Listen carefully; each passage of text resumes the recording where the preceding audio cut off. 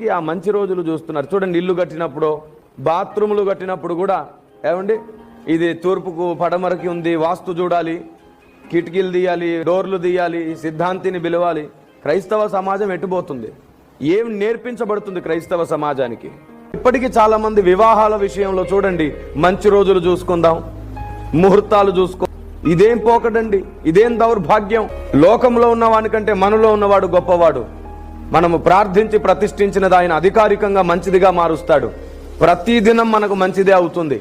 నీ బుద్ధి మంచిదైతే, నీ విశ్వాసం మంచిదైతే, నీతో పాటు ఉన్నవాడు ఆ దినములను నీ కోసం ఆశీర్వాదంగా మారుస్తాడు. మంగళవారం వద్దు, శుక్రవారం అయితే మంచిది. ఏమండి, ఏమిటి, ఏ వారానికి ఏ మైలు అంటింది చెప్పండి?